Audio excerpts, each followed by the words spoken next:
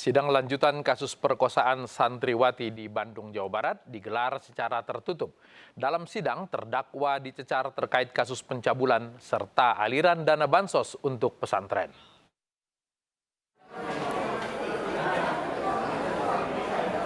Sidang lanjutan kasus pelecehan seksual belasan santri di Bandung, Jawa Barat dengan terdakwa HW digelar Pengadilan Negeri Kelas 1A Bandung secara tertutup. Sidang ke-8 yang diajukan oleh Jaksa Penuntut Umum mengagendakan pemeriksaan saksi dari polisi dan saksi ahli.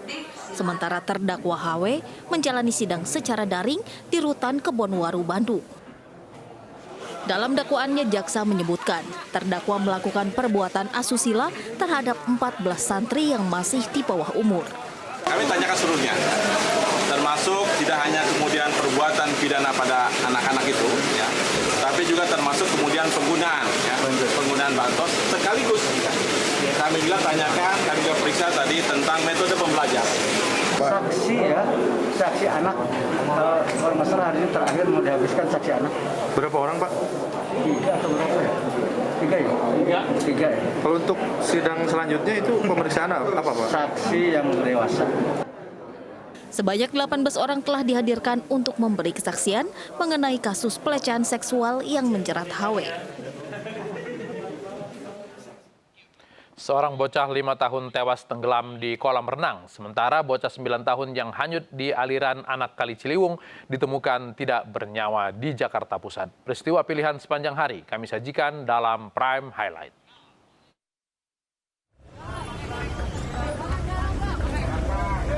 Bocah 9 tahun yang hanyut di aliran Anak Kali Ciliwung, Kramat Jati, Jakarta Timur, pada Senin kemarin akhirnya ditemukan tim SAR gabungan di Kali Karet, Jakarta Pusat. Korban hanyut sejauh 14 km dari titik lokasi awal. Petugas langsung membawa jenazah ke rumah duka di Cililitan, Kramat Jati, Jakarta Timur. Keluarga korban histeris saat jenazah korban tiba di rumah duka. Seorang siswa PAUD dievakuasi petugas akibat tenggelam di kolam renang Taman Wisata Umbul Square di Desa Gelonggong, Kecamatan Dolopuk, Madiun, Jawa Timur. Bocah berusia 5 tahun tersebut lepas dari pengawasan orang tua dan guru hingga tenggelam di kolam renang dengan kedalaman 120 cm. Korban dibawa ke Rumah Sakit Umum Dolopo, namun sayang upaya penyelamatan tidak membuahkan hasil. Korban akhirnya meninggal dunia.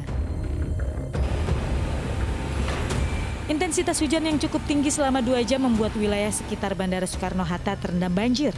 Banjir setinggi 50 hingga 70 meter menggenangi area loading dock hingga ke area mesin X-ray. Sejumlah kendaraan yang terparkir di area loading dock juga ikut terendam.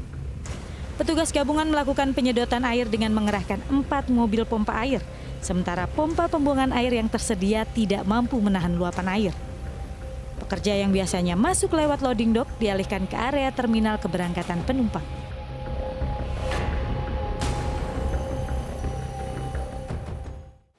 Hasil investigasi KNKT menunjukkan kecelakaan LRT Jabodebek pada 25 Oktober lalu disebabkan teknisi bermain ponsel.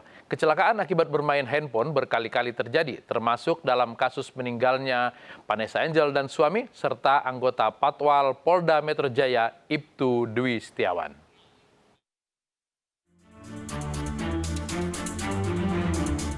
Bermain ponsel saat berkendara menjadi salah satu faktor terjadinya kecelakaan lalu lintas.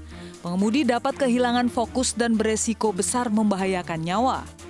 Komite Nasional Keselamatan Transportasi melakukan investigasi pada sejumlah kecelakaan transportasi di sepanjang 2021.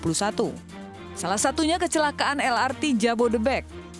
KNKT menyebutkan tabrakan LRT di masa uji coba pada 25 Oktober lalu disebabkan karena sang teknisi bermain ponsel.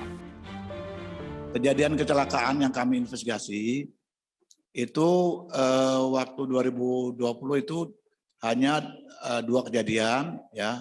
Yang kemudian tahun 2021 itu ada sekitar 5 kejadian, ya. 1 diantaranya adalah LRT Jabodebek. Bermain ponsel saat berkendara merupakan tindakan melanggar hukum. Sanksinya bisa berupa denda dan penjara. Kecelakaan yang merenggut nyawa Vanessa Angel dan suaminya Bibi Andriansyah disebut-sebut ada faktor lalai pengemudi.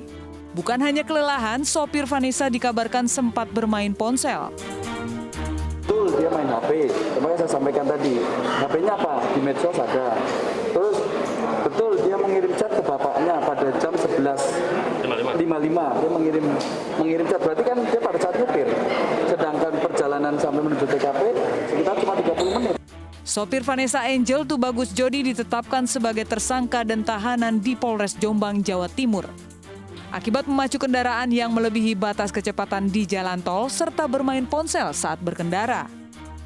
Pada 28 Oktober 2021, anggota Patwal Polda Metro Jaya Ibtu Dwi Setiawan meninggal dalam kecelakaan di ruas jalan tol Jakarta Cikampek kilometer 13.400. Polisi mengungkap fakta terjadinya kecelakaan yang menewaskan Ibtu Dwi Setiawan dikarenakan sopir truk bermain ponsel. Kasus kecelakaan maut akibat sopir bermain ponsel juga terjadi di Tol Cipali pada Juni 2019 lalu. Sebuah bus safari menabrak minibus yang berada di depannya sehingga menyebabkan tabrakan beruntun.